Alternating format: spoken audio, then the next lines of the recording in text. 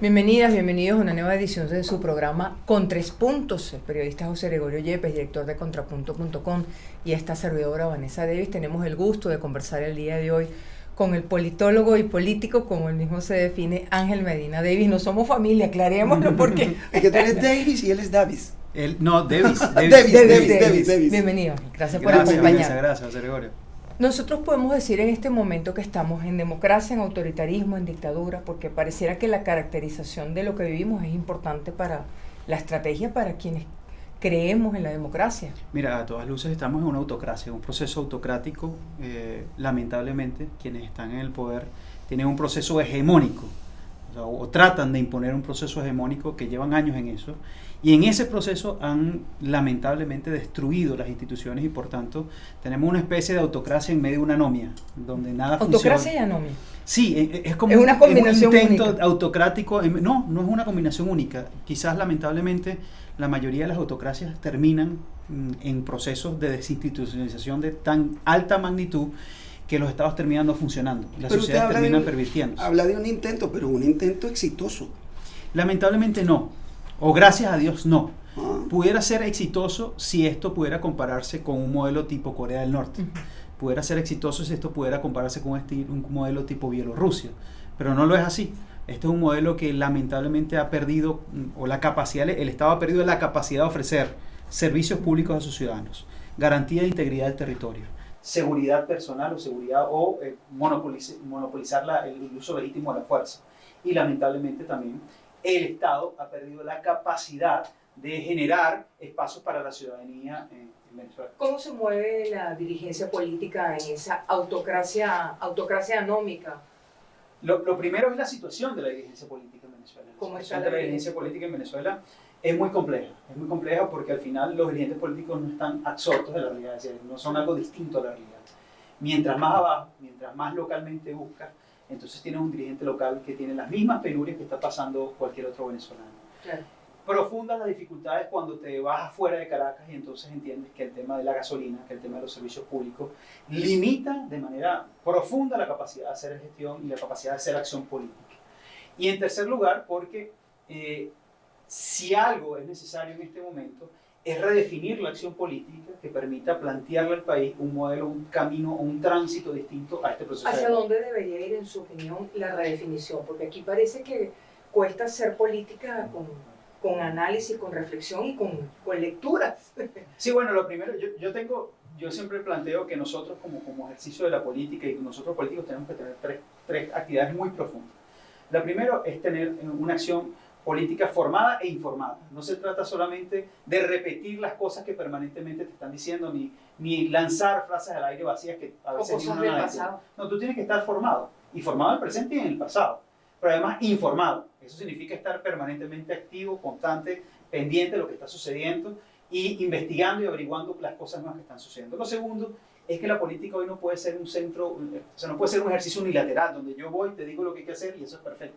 No, el político tiene que ser el epicentro de la acción política. ¿Por qué? Porque ahora el político está en una sociedad más compleja y sobre todo en esto. Tú como político tienes que ser coordinador, como epicentro, tratar de reunir voces distintas, tratar de reunir gente de distintos sectores y tú poder ser como ese coordinador. O sea, el trabajo del político es ser como el coordinador de esos esfuerzos. Ok, ya tenemos dos elementos. Y un tercer elemento que es muy importante es proponer. O sea, nosotros tenemos que ser una acción política propositiva, no de oposición. O sea, yo prefiero ser propositivo que simplemente opositor. Pero ¿y no hay propuestas en este momento entonces? Yo creo que sí. ¿Cuáles son? Yo creo que sí hay muchas propuestas. Hay muchas propuestas. Cuando tú te vas a cada una de las regiones, hay muchos dirigentes políticos que tienen propuestas válidas, valiosas, importantes para su región, en materia económica, en materia social, en materia de desarrollo. Pero una propuesta nacional creo que hay que integrarla. Pero en ese sentido hay una desarticulación de las fuerzas que adversan al chavismo, al oficialismo. Entonces, si las propuestas están aisladas, no se articulan y no son una opción de poder. Además, están, según todas las encuestas, ese mediocampista que usted describió, que es el articulador, está desconectado de la gente. Entonces, no hay posibilidad de cambio. Mira, José Gregorio, en Venezuela hubo un proceso de distanciamiento gigantesco entre la política y los ciudadanos.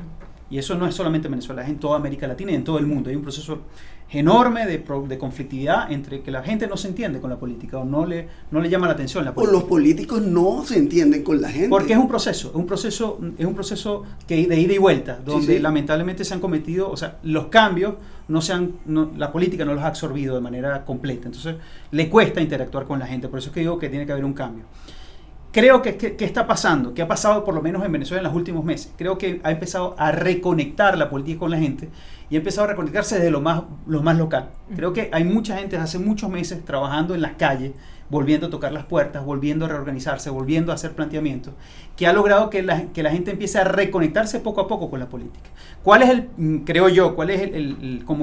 el examen que tenemos el AXO en este momento? El 21 de noviembre. Ahí vamos a saber si efectivamente la gente reconectó con la política, reconectó con un sector de la oposición venezolana y reconectó con la posibilidad de retomar el camino electoral como una vía para provocar cambios en Venezuela. Pero esa reconexión parece que entonces está en las bases y hay una vanguardia que sigue desconectada porque no logran ponerse de acuerdo y articular esa propuesta que sea una verdadera opción de poder ante el oficialismo. Pero para mí eso no es negativo.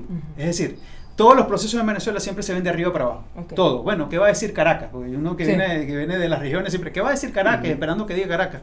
Este es un proceso distinto y por eso es un proceso de cambio que hay que aprovechar, no desmeritar. Es un proceso que ha venido de abajo hacia arriba. Perfecto. Y esos procesos de abajo hacia arriba son más democráticos que cuando una dirección nacional te diga lo que hay que hacer hacia Pero abajo. está muy sujeto a lo que suceda el 21 de noviembre, Sí y según no. lo que usted dice. Sí y no. ¿Por ¿Por qué? qué? Porque los dirigentes políticos de locales empezaron a empujar desde hace muchos meses el proceso de participación, el proceso de reorganización, y lo hicieron incluso cuando no tenían ninguna dirección de Caracas.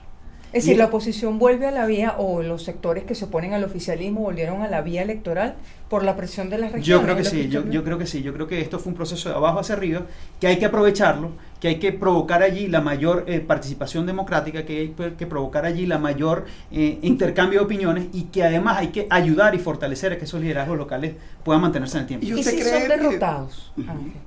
Si el resultado del 21 de noviembre no es favorable para esos liderazgos regionales Bien, que adversan al oficialismo. yo vengo del Estado Bolívar y yo tengo que ver mi visión de derrota. Seguro. Que es derrota. En el Estado Bolívar nosotros no tenemos un concejal en todo el Estado, no tenemos un alcalde en todo el Estado, no tenemos un diputado regional en todo el Estado y no tenemos el gobernador. ¿Tú crees que después del 21 de noviembre nosotros vamos a salir con menos que eso?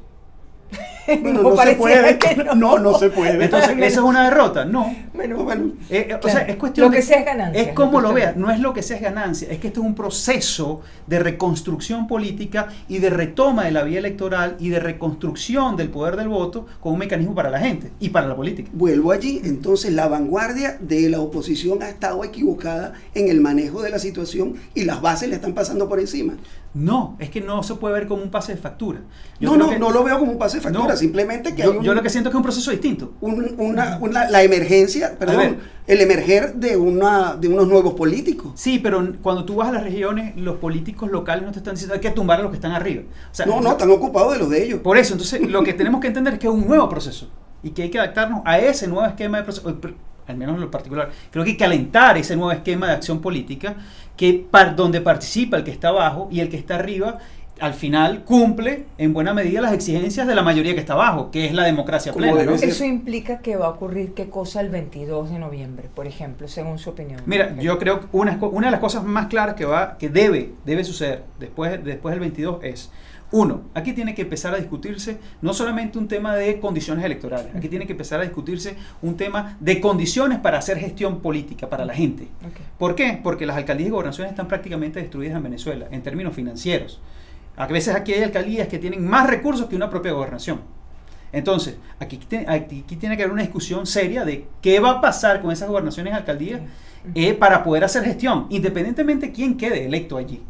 Lo segundo, aquí tiene que haber una reconstrucción de los espacios institucionales. Yo siento que ahorita, por ejemplo, los consejos municipales perdieron vigencia en Venezuela porque simplemente se tiñeron de un solo color, porque simplemente no eran una oposición, no eran un sistema de control para los alcaldes, porque todos eran lo mismo, gobierno, partido, todo terminaba siendo lo mismo. Que vuelva la oposición y que vuelvan sectores distintos a los consejos municipales, no solamente que reafirma lo que en Venezuela ha sido el cabildo como la instancia primogénea de la organización de la política, sí, sino que reafirma que tenemos que se empieza a reconstruir desde allí el modelo constitucional. Va a obligar a reconfigurar la acción política, el rescate de los consejos municipales. Claro, y van a hacer nuevos liderazgos políticos, que es lo que yo creo que hay que apostar con más fuerza. Entonces, ustedes del pensar que necesariamente hay que renovar a la clase política venezolana para que poder avanzar hacia un cambio político. El 21 se va a renovar la clase política venezolana. No es que necesariamente va a pasar, es que eso va a suceder.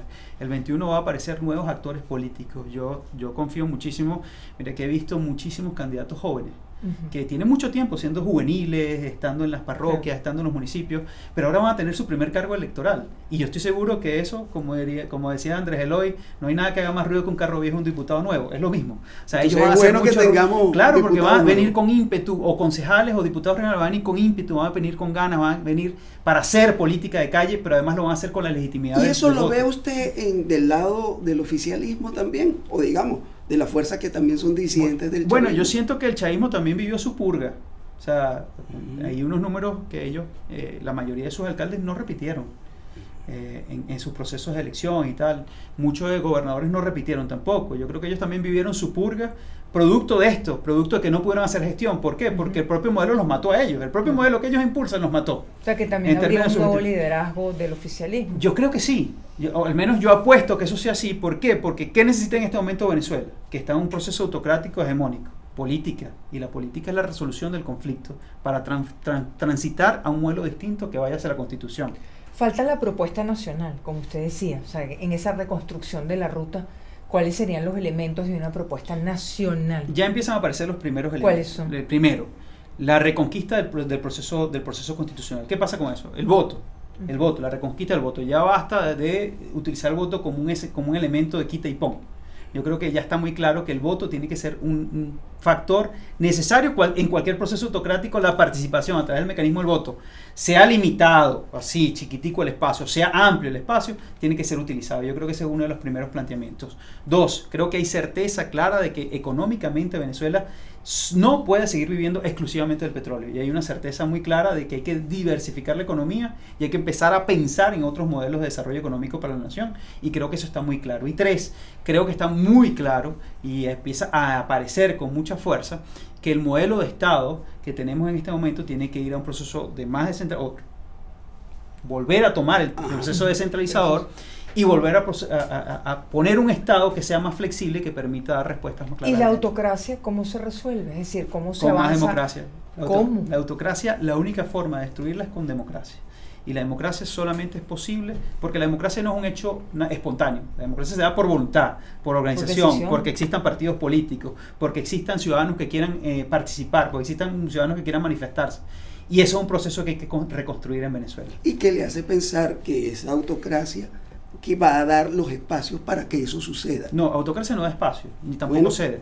No, la autocracia no lo hace, nunca lo va a hacer. ¿Cómo se conquistan los espacios? Como se ha conquistado en todo el mundo, con las luchas democráticas y con la lucha de los ciudadanos organizados cuando adquieren conciencia. La vía, Ángel, es la negociación en la México. La vía es cualquiera que permita el cambio definitivo y viable para el ¿Y país. ¿Qué permite el espacio de México? Mira, permite por lo menos ver si se puede lograr ahí algunas alternativas, por ejemplo, para reconstruir democracia. Por ejemplo, algunas alternativas para reconstruir el espacio de los procesos electorales, algunas alternativas para reconstruir los espacios locales de representación, gobernadores, alcaldes, y que eso permita generar un nuevo esquema de relación con el poder central.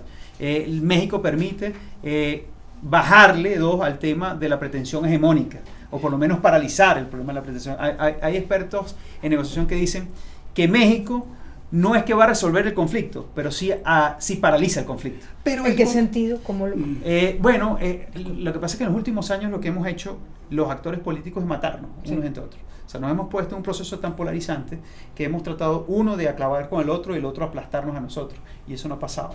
Y en ese proceso de buscar aplastarnos, lamentablemente se ha destruido todo lo demás, todo el escenario político. Sin embargo, México pareciera quedarse en esa discusión política nada más.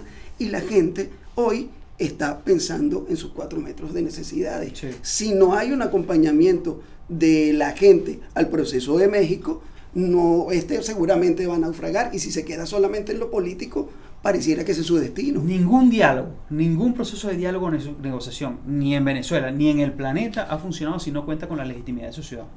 Por eso es que creo que México ha iniciado ahorita un proceso de ver cómo hace para iniciar un gran diálogo nacional. Eso es un esquema, eso es un mecanismo. ¿Qué es un gran diálogo nacional? ¿Y qué hace para incluir conectar a todos con los la sectores? gente? ¿Cómo sería ¿Cómo lo ese haces? diálogo? Los diálogos nacionales tienen unos mecanismos que expertos interesados lo conocen, que es para incluir a todo el mundo y darle legitimidad a lo que sucede en México. Ahora, México no es el único espacio. O sea, es como terrible sentarse como político aquí y decir, bueno, yo me voy a sentar aquí y esperar que México resuelva todo. No, por eso es que hay necesidad de reconstruir los partidos políticos, hay necesidad de reconstruir la acción política, hay necesidad de colocar a los liderazgos locales a activarse en lo más profundo de Venezuela, porque eso es parte importante de la reconstrucción nacional del país. Como reconstruir los aparatos económicos, hacer que la gente pueda tener confianza otra vez en Venezuela. Todo eso, evidentemente, es importante, y México es uno de todos esos tantos elementos que empuja a ver si podemos cambiar. ¿Cuáles son los espacios nacionales entonces que hay que activar para tratar de generar no solamente el diálogo político en México, sino en el país también? Mira, ese es un mecanismo, el diálogo nacional es un mecanismo, es un procedimiento, es como una especie de metodología que existe, y eso es un proceso que hay que reestructurar. Eso no existe hoy, no está muy claro cómo va a ser, pero hay que estructurarlo, hay que armarlo para que permita que desde el último ciudadano pueda participar en él, y que el último ciudadano pueda saber qué está pasando en México y qué puede lograrse en México, que pueda ayudar a su vida, que pueda ayudar a su día a día. ¿Habría que hacer un referéndum consultivo de los acuerdos de México o no es la vía? Mira, no sé, Colombia lo intentó y no le fue bien. No le fue bien con los acuerdos de paz, porque no tuvo un gran diálogo nacional. O sea, Colombia se internaron en Cuba 4 o 5 años y los colombianos nunca supieron efectivamente qué es lo que pasaba, hasta que le dijeron, mira, esto es lo que no me gusta, decían ellos, porque no hubo un diálogo previo. Yo creo que este es un proceso que tiene que tener un diálogo con los ciudadanos y que los ciudadanos sepan qué está pasando. La muerte del general en jefe Raúl Isaías Baduel bajo custodia del Estado implica un punto de inflexión en la situación en la que vivimos. Yo no sé si un punto de inflexión. Yo colocaba ayer en mis redes como dos pequeños mensajes. Yo creo que la muerte de Baduel significa, primero, que los fantasmas del pasado reciente siempre vuelven para recordarnos el desastre que estamos viviendo. O sea, creo que están ahí. 2, que la justicia lamentablemente todavía duerme plácida sobre la barbarie. Y lo puse. Y 3, que estas son las cosas que nos hacen decir prohibido olvidar. Y que no se trata de revancha, se trata de construir justicia. Y justicia que permita lograr la paz. Esta muerte, como otras tantas muertes, seguro, no ayudan a la paz ni a la reconstrucción del país. Porque además te da un mensaje sobre el estado real de las instituciones en Venezuela, que es unas instituciones profundamente politizadas, y como dicen por ahí, que un proceso hegemónico no tiene ningún problema de comerse a sus propios hijos para mantenerse en el poder. Y es una bofetada al sistema de justicia, ¿no? Evidentemente. No, bueno, el sistema de justicia no es sistema, ni es justicia. Ni sistema ni justicia. Bajo ese esquema, no. Bueno, tendrá Ángel, sí, que tomar la palabra la alta comisionada para los derechos humanos, que le ha hecho seguimiento precisamente también al caso Baduel, ¿no? Sí, al de otros tantos presos políticos, porque Baduel es icónico, sin duda alguna. La muerte además es un mensaje muy claro para el mundo, pero también es un mensaje muy claro para la política y para los actores sociales de este país. ¿Qué mensaje ve usted? Pero mira, yo creo que ha habido en primera instancia una rehumanización del factor político. Más allá de lo que se diga en redes, creo que actores políticos de envergadura han tenido humanidad al reconocer que es lamentable la muerte de Baduel. Gente que hasta hace muy poco era muy dura, muy distante con él. Y creo que esa rehumanización es buena porque nos entendemos en nuestro conflicto, nos entendemos en nuestra tragedia.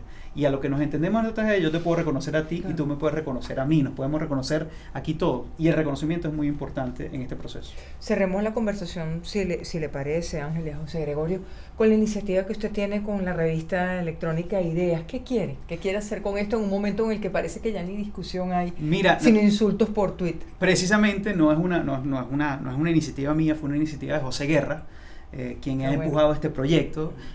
Ahí está el profesor José Rafael Herrera, que además es profesor catedrático, filósofo, Mario Eugenia Cisnero, que además también es filósofo catedrático en la Universidad Central de Venezuela, John Magdaleno, Ángel Alvarado. Nosotros somos, estos 5 somos el comité editorial de la revista. Llevamos 4 números, ahí hay entrevistas, trata de ser una entrevista de análisis profundidad de temas, ¿no?